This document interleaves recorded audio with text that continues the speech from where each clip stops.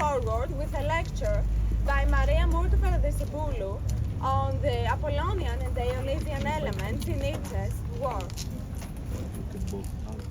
Okay. Πριν ξεκινήσω θα ήθελα αρχικά να ευχαριστήσω πρώτα απ' όλα τη LYDIA VENIERI'S για αυτή την καταπληκτική διοργάνωση και όσες και όσους συμμετέχουν στη Biennale είτε ως καλλιτέχνες είτε ως οργανωτική επιτροπή. Είναι πάρα πολύ μεγάλη μου χαρά που βρίσκομαι εδώ και μιλάω για φιλοσοφία σε ένα καλλιτεχνικό πλαίσιο. Και επίσης θέλω να ευχαριστήσω την LYDIA που μου πρότεινε να έρθω να μιλήσω εδώ και φυσικά όλες και όλους εσάς που ήρθατε να μ' ακούσετε. Θα ξεκινήσω η διάλεξη. Αυτή η παρουσίαση αφορά αυτά τα δύο στοιχεία στο Νίτσε. Το διονυσιακό και το Απολλόνιαν, θα το δούμε σταδιακά. Απλώς μιας που η παρουσίαση αυτή είναι φιλοσοφική, θέλω να ξεκινήσω με ένα πολύ γενικό ερώτημα, εισαγωγικό. Το ερώτημα είναι τι είναι φιλοσοφία. Προφανώς δεν υπάρχει χώρος να καλυφθεί η ιστορία της φιλοσοφικής σκέψης εδώ, αλλά να κάνω μία μικρή παρατήρηση και να πω το εξής. Αν δούμε την ετυμολογία της λέξης, μας λέει ο Πλάτωνας, φιλόσοφος 5ος αιώνας, το γράφει στο Συμπόσιο, το έργο του που αφορά στον έρωτα. Η ετυμολογία της λέξης σημαίνει φιλοσοφία, αγάπη της σοφίας. Τι σημαίνει αυτό, τι καταλαβαίνουμε από τη λέξη ετυμολογικά? Δύο στοιχεία. Πρώτον, μιλάμε για κάτι δυναμικό, δηλαδή δεν μιλάμε για την πλήρη απόκτηση της σοφίας, έχουμε να κάνουμε με την τάση προς αυτό το συμβάν, προς αυτή την κατάσταση. Και το δεύτερο κομμάτι που πρέπει να σκεφτόμαστε είναι ότι η πλήρης απόκτηση της σοφίας είναι παντελώς αδύνατη, προκειμένου να μπορεί να υπάρχει φιλοσοφία. Και στο Συμπόσιο μάλιστα ο Πλάτωνας κάνει μια πολύ ενδιαφέρουσα αναλογία μεταξύ της φιλοσοφίας και ποιου πράγματος. Μπορείτε να σκεφτείτε. Τι είναι αυτό το οποίο αν το αποκτήσουμε πάβει να υπάρχει? Ελευθερία. Ωραίο. Άλλο? Αυτό μόνο. Μόνο. Έρωτας. Ναι, μπράβο. Το διαβάσει. Ναι, αλλά έρωτας χωρίς ελευθερία δεν είναι έρωτας, είναι ανάγκη. Σίγουρα. Συμφωνώ.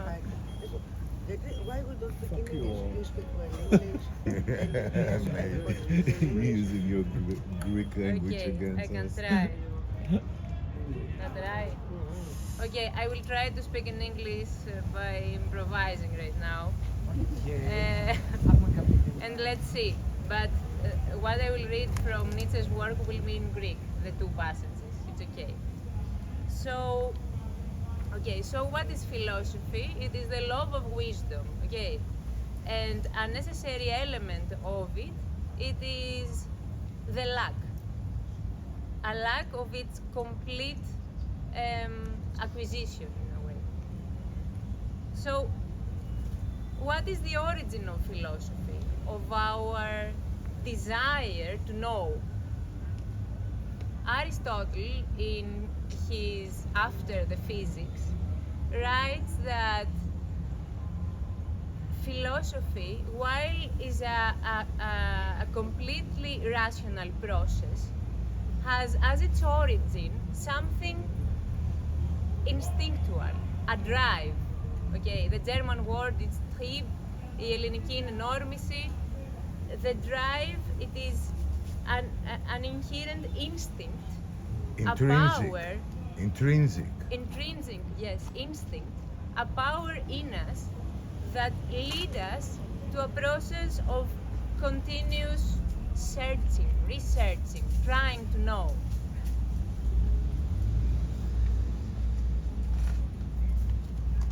Many philosophers discuss this idea, and one of them is Nietzsche.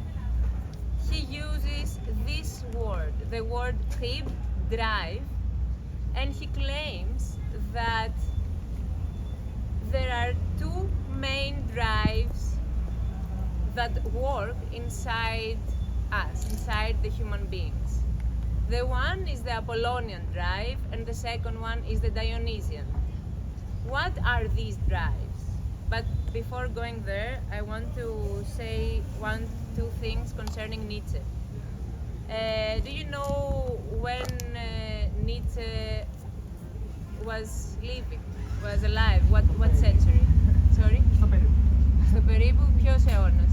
1860 κάτι. 19th century. Yeah. What happens, philosophically speaking, in the 19th century, during the 19th century? We have a crisis in philosophy. Everyone treats it as a secondary issue. And Nietzsche himself doesn't want to be a philosopher. What Nietzsche wanted to become. Not a philosopher, but what? Free man. A musician. So he tries to become a musician, he doesn't manage it. And because we are in a crisis on philosophy during the 19th century, he decides to study what? Philology. So he becomes a philologist. And he enters the university, he teaches there, he learns very well Plato, Aristotle, the Greek and Latin rhetoricians, etc. However, after a while, he turns into the philosophical discourse and discusses ideas such as moral values, or what is good or bad, or the idea that Christianity is something that represses our human nature, etc. When he's 26 years old, he writes this, The Birth of Tragedy. And in this book, he discusses these two elements, the Apollonian and the Dionysian. What does he say? He says, at least two important things, which I will mention now. The first one, I will read it in Greek, is that η τέχνη και όχι η ηθική είναι η υψηλότερη και αληθινή μεταφυσική δραστηριότητα του ανθρώπου. What does that mean? That not morality, but art is the most sublime metaphysical activity of humans. Why this is important? Because Nietzsche tries to discuss art not as a secondary issue, not as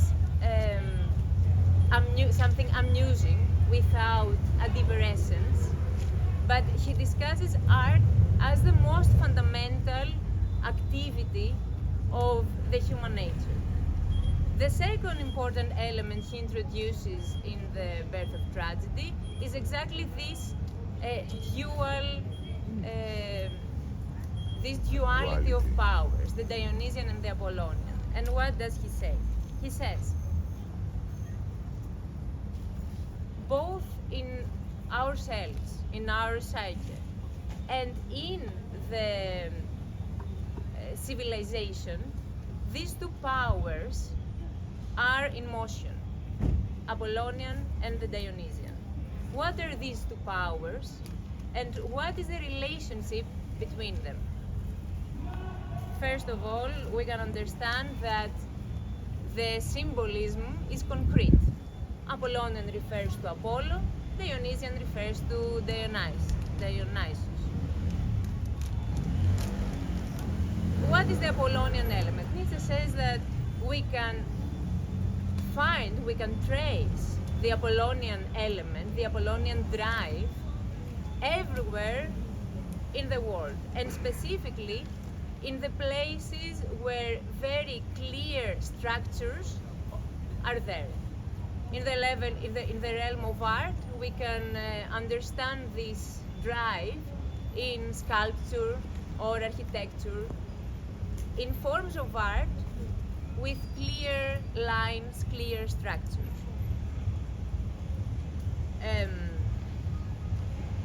This is the first thing he says. The second one concerns the name of Apollo, of Apollonian. So there are three significations, significations of this signifier.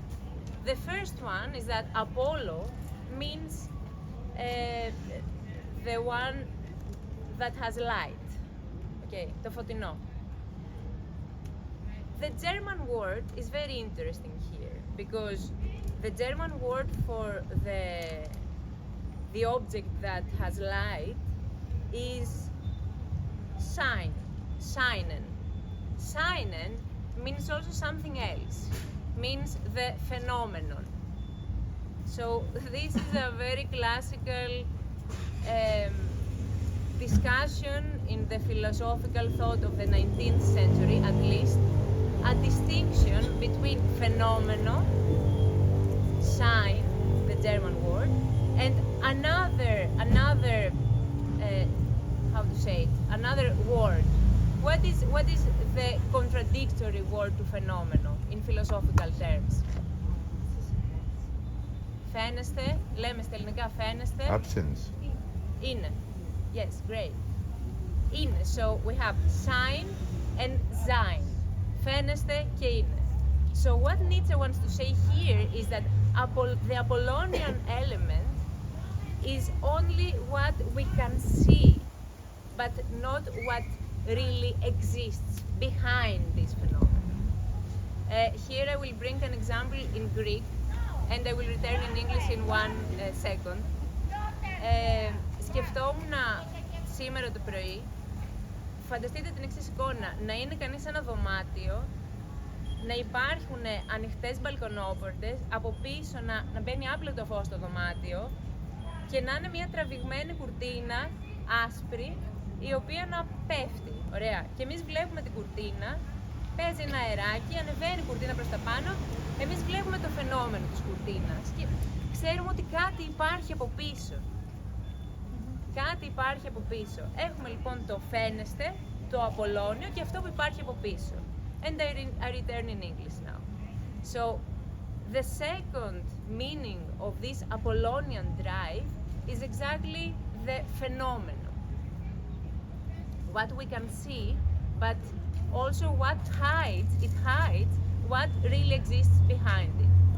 And the third signifier of this word is this, that exactly because sign is phenomenon and it is not essence in a way, it conceals something. So we can name it, we can understand it as something that lies.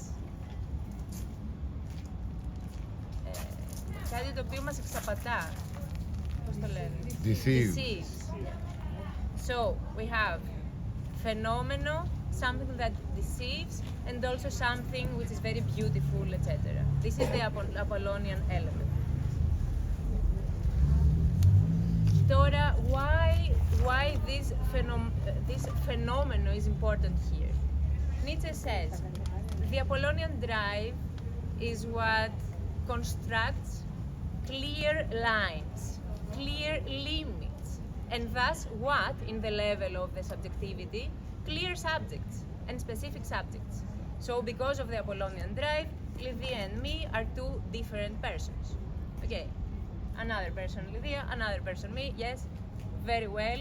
This is, Nietzsche names it, he takes it from Schopenhauer, principium individuationis, και σημαίνει αρχή της εξατομίκευσης, the principle of subjectivity, individualization, great. So, according to this Apollonian drive, the individual as a structure precedes the relation between two individuals. Okay. This is the very interesting function of the Apollonian drive that constructs specific individuals separated the one from the other. And then Nietzsche says, and how can we understand this function of the Apollonian drive? In which situation? We can understand it when we are dreaming, in the dream. Why dreaming is an Apollonian process? Can you imagine? What did we say until now concerning the Apollonian? It is beautiful, It has very specific limits. It concerns and it creates individualities. Why dreaming is exactly this expression of the Apollonian element? Ναι.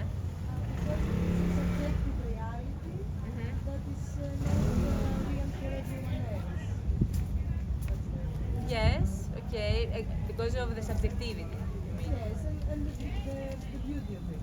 Mhm. That it could be something out of the fantasy. It's not real as we perceive it. Okay, yes, that's true. And Γιατί στην ουσία στον ύπνο έχεις άλλες συχνότητες και είσαι σαν μια δεύτερη ζωή κάπως. Και αντιλαμβάνεσαι άλλα πράγματα σχετικά με τις πληροφορίες που παίρνεις το πρωί και κάπως έτσι το σκέφτομαι.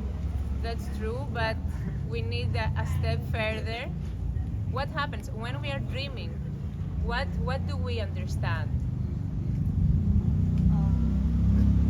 We understand something when we are dreaming. When we wake up, okay, what we understand concerning the process of the dream? Τι είναι? Not feelings. It has a relation with this Apollonian, very limiting function. It's not real. Yes, it's not real. And why? It's the connection with Plato's cave. Yes, but why? Plato's cave where you have a different reality inside, and you don't know about that, and you just go for it, just live in the cave. It's Great.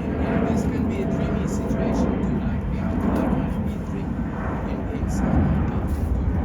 Plato's cave is very important to NIETZSCHE's development. This is what I want. Because you can control the dream? Yes, you can control. Okay, so that's the important element. In the dream, you can see whatever you want. You can see very frightening dreams, very nice dreams, very, I don't know, very dreams full of desire. But each moment you know that the dream is not your life. So what you have is full control. And sorry, and then you go to Freud. Of it's a course, problematic Freud argument, repeats actually. Nietzsche Yeah. a lot, but we can discuss it I agree. afterwards. And Yeah. David Lynch. Okay, so that's why dreaming is a very specific example of this Apollonian drive and work. So let's go now to the Dionysian, because we know that Apollonian is what it is beautiful and what it is phenomenal and what constructs individualities and what puts limits and what makes us have the impression that we have control. Is that the case? No, Nietzsche says. Because what happens is that if we τραβήξουμε την κουρτίνα, if we put away the curtain, we will see that something is out there. And that something is the Dionysian, is what exists. So, concerning art, Nietzsche says that the example par excellence of the Dionysian drive is Beethoven's Ode to Joy. And I will, η οδή στη χαρά του Beethoven, and I will read a passage from this. I'm sure it is the Greek one, but it is very beautiful. I should have the German one with me next time. Okay. So, concerning οδή στη χαρά και τη λειτουργία του Διονυσιακού στον Νίτσε. Ωραία, μας λέει. Είναι λοιπόν το κατεξοχήν παράδειγμα της διονυσιακής ενόρμησης και λέει το εξής καταπληκτικό. Λέει, αν μεταμορφώναμε σε πίνακα τον ύμνο στη χαρά του Μπετόβεν και αφήναμε τη φαντασία μας αχαλήνωτη όταν τα εκατομμύρια των όντων αναρριγούν γονατισμένα στη σκόνη, τρέλα, να πώς θα πλησιάζαμε όντως το Διονυσιακό. Και συνεχίζει, τώρα ακούγοντας το Ευαγγέλιο της παγκόσμιας αρμονίας, ο καθένας αισθάνεται όχι μόνο ενωμένος, προσέξτε τη σημασία της ενότητας εδώ, όχι μόνο ενωμένος, συμφιλιωμένος, σε όσμωση με τον πλησίον του, παρά ένα μαζί του. Σαν να σκίστηκε ο πέπλος της Μάγια και να κυματίζει κουρελιασμένος μπροστά στο μυστηριώδες πρωταρχικό «εν». Οπότε, what happens here is that Nietzsche says, when we listen to the Ode of Joy, what we feel is a collapse to to a primordial unity with the world and the others. Okay. So in full contradiction with the function of Apollonian, here the Dionysian what wants? It wants to bring us back to the nature, make us one with everyone, and destroy the individual structures. The most specific example, in completely contradiction again to the function of dream, is what? If Dionysian expression is the dream, what might be, Apollonian's expression is the dream, what might be Dionysian's expression? What situation? Εάν έχω το όνειρο σαν έκφραση της Απολλώνιας ενόρμησης, ποια θα μπορούσε να είναι η βασική έκφραση της Διονυσιακής ενόρμησης? Loss of control. Dance. Very close, very close. Μπορείς να ξανακάνεις λίγο την ερώτηση? Joy. No. Nightmare. Susan, no, δεν είμαστε στο Λαγκάνο Μπορείς να ακόμα, δεν έχουμε ξανακάνεις φτάσει. λίγο την ερώτηση? Εάν είπαμε ότι η Απολλώνια ενόρμηση... Art. Very close again.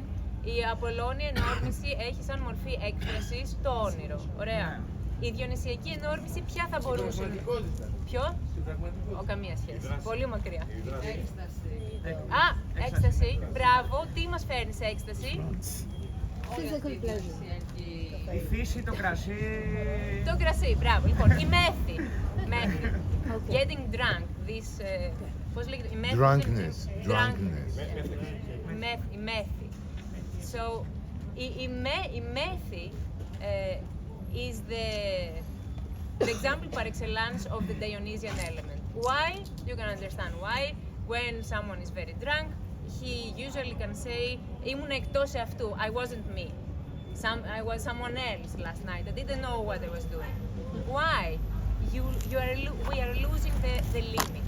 And that, for Nietzsche, is very important, a very important element of ourselves, το οποίο, which we have to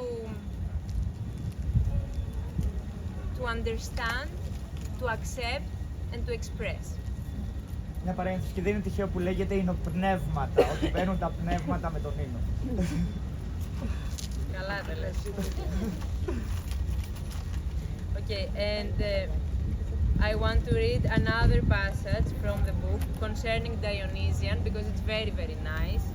Nietzsche says, when the Dionysian drive is at work, what happens? Ο άνθρωπος δεν είναι πια καλλιτέχνης, έγινε καλλιτέχνημα. Η καλλιτεχνική ορμή όλης της φύσης αποκαλύπτεται εδώ μέσα στη συγκίνηση της μέθης για να γεμίσει αγαλίαση το πρωταρχικό εν.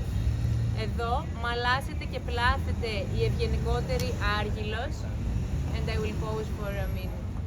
Για να φύγει η μηχανή γιατί δεν...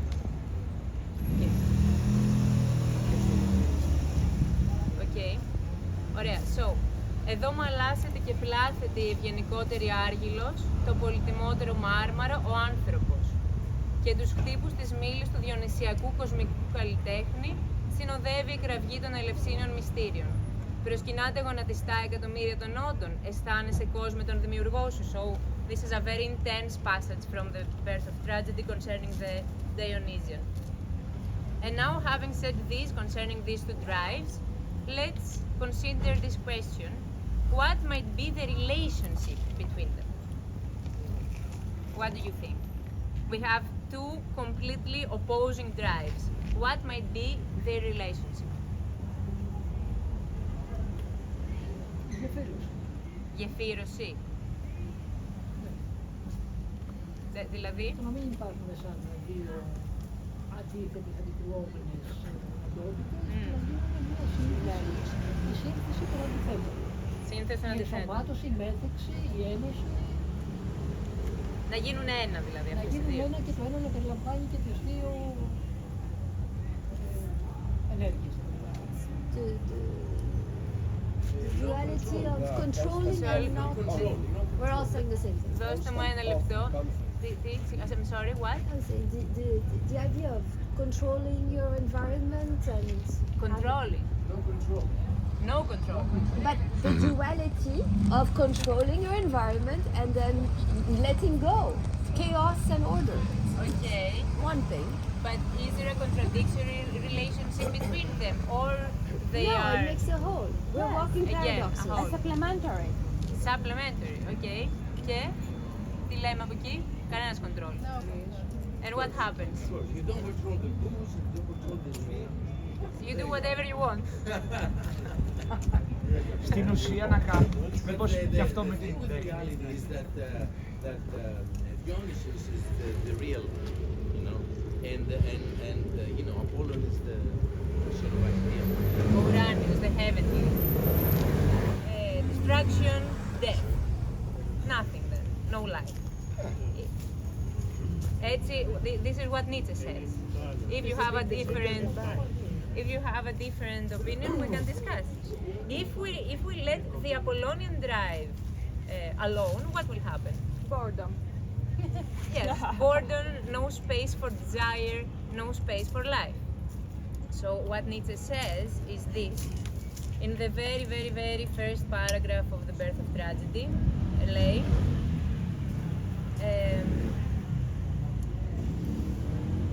όπως μια γέννηση εξαρτάται από τη διαδικότητα των φύλων με τον διαρκή ανταγωνισμό και την περιοδική μόνο συμφιλίωσή τους, έτσι συνυπάρχουν οι δύο ενορμήσεις. So Nietzsche says there that exactly as the battle of the sexes exists, of the female and the male, and only sporadically they can manage to handle each other, this is what happens also concerning these drives. They are completely contradictory, they are always at war, but they can and they must exist together. Yes. So, to close this session, I would like to make a comment. Okay, concerning Lydia's work and Lydia's text for the exhibition. I read it, I liked it very much, and she says that Dionysus symbolizes the 13th month.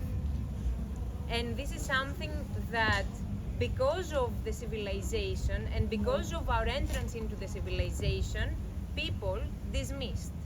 So we dismissed joy, we dismissed desire, we dismissed life, the affirmation of life.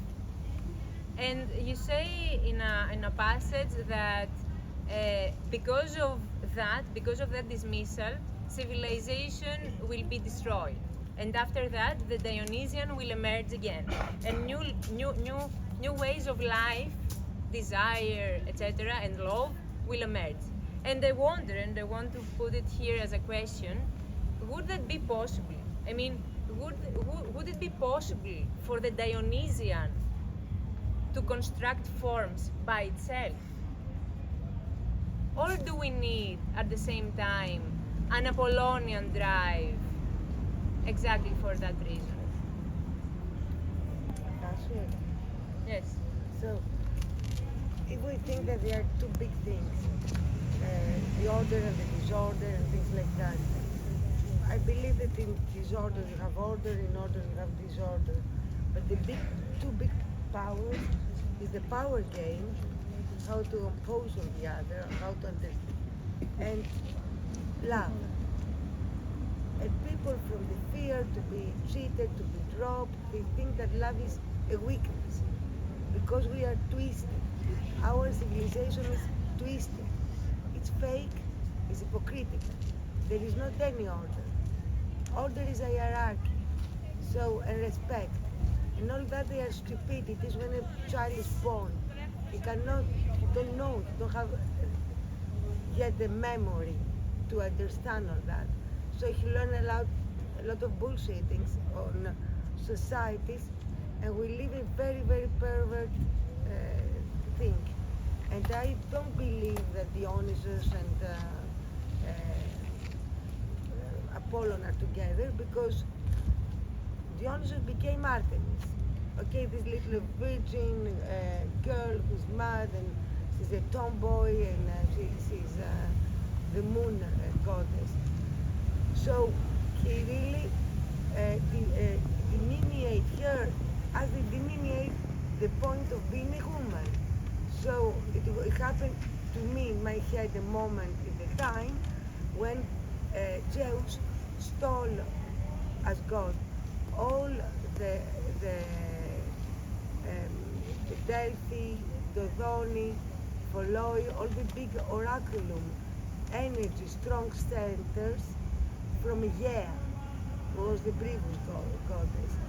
And it was when they got these valuable things without understand the value. They just understand numbers. It's a totally sociopathic sickness, Apollo. And it is when he creates prototype what people want to do, to look like that, to drive this car, to live at this neighborhood, and because the reality of that, it is a total bullshit and abstraction. They think that they eat the same piece of bread, and once they pay more, it's more valuable, and they think that they do the best space-time in their amazing life, this moment. So, and they don't exist. That kills the ego, not Dionysus. Dionysus, you go into the love, into the compassion, and when everybody are together, yes, there are a lot of dark stories that, but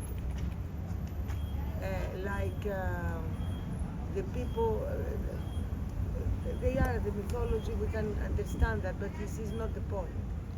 The point it is that we are slaves, Apollo. We have to do a revolution. That it is, and also that it is the 13th month is the biggest, how you say that? It's Easter. In one of the reincarnation, Maya, one of the daughters of Dia, when was raped her mother, I don't know what animal she became again. And she has twins of Dionysus. She ate the one. And Maya is Mayo. So I think that the 13th month is the twin of Mayo, somewhere in the spring. And that it is the sacrifice, and it is Easter, and we don't understand exactly what we do by the Big Friday. We take a grave. This is not poppy, it's the apopi. You know, it is not a possession. It's when, like when they denounce the people, they cut the hair, or they take a dead body.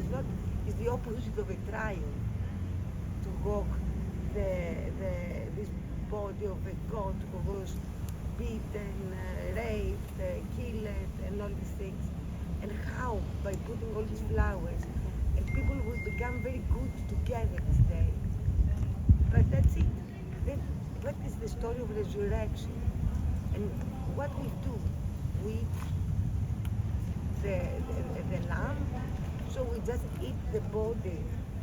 It is so much, it's not necrophiliac, because necrophiliac is something much more elegant compared to what we do. We kill the Dionysus and then we eat him again because he was reincarnated. It is something so old, so dark, so crazy. It makes me think that πώς είναι το παπαντορικό αμάρτημα? Primordial sin. That it was that Eve ate apple, because probably the boys they play and one fell from his brother, so she made the body disappear. She ate it. She put it back to her belly. Otherwise, it does not make any sense, because make love is something so normal, like eating into the rest. Okay. Okay, and to close it, I think that either we go with the option that we need Apollonian to construct forms and structures, either we can imagine and perform a Dionysian that itself is a creator, okay? The main understanding, at least for me, is that it is a necessity, but indeed a necessity, to find new ways of living, to look behind the curtain, to look inside us, in order to be able to exist and to live. And that's it. Thank you very much for your attention.